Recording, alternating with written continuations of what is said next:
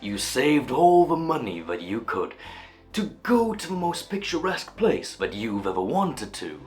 You completed an arduous journey across treacherous oceans and wonderful valleys, only to be sat next to a person named Bob who spoke about his pet penguin for 20 hours. You endured that and stepped out of the airport into the most beautiful country you've ever seen, only to be hit by a ton of bricks to say, I shouldn't have come.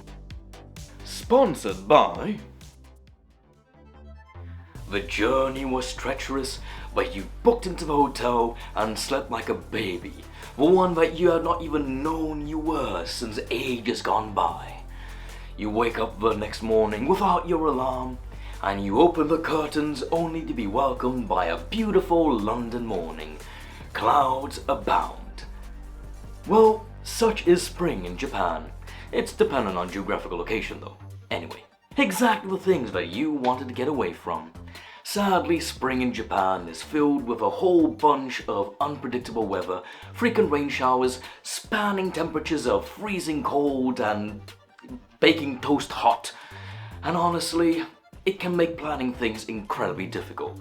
That's why if you do want to come, make sure you have more than one activity planned.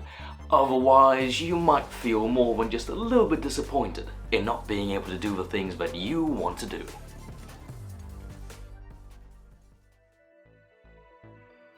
You finally came to Japan.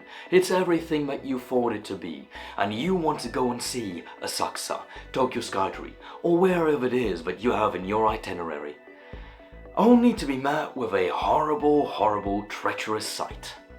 Crowds upon crowds upon crowds. That's the reality of Japan in spring. It's peak cherry blossom viewing season, which means that normally during around March to May, depending on where you are, there will be tons of crowds everywhere, which means 1, hiked prices, and 2, even normal activities will be incredibly hard for you to accomplish. From taking photos to enjoying scenery, or even just tours that you want to be a part of. That's why my recommendation is plan this ahead of schedule.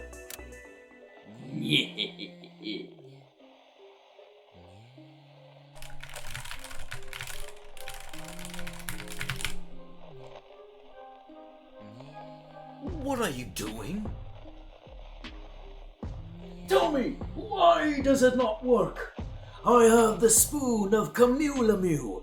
I'm supposed to be able to steal any data and souls. Just stop. Don't you know I'm using NordVPN? One of the best VPNs out there. Not only does it magically protect my data from all the ISPs and people like you, but offers a 30-day money-back guarantee, so I can test it out. Now, I want to watch some shows in different countries, and NordVPN allows me to. You should try it sometime.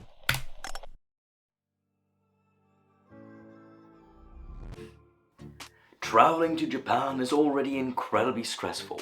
So stressful that if you were able to harness the stress that comes off of a passenger traveling to Japan, you might be even able to power a small sun.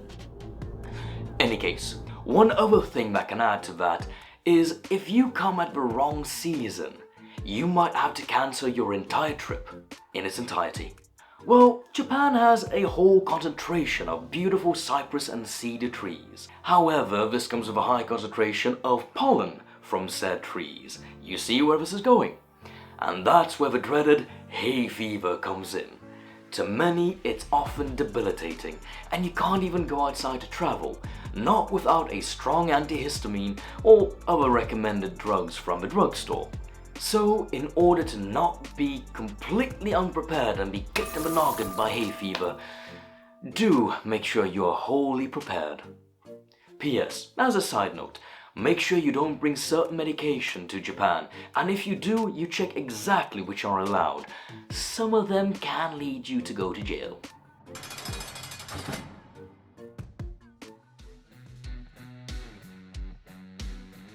While Japan is an incredibly beautiful country with a rich history and sights will make you gasp in awe, it is not without its flaws and treacheries.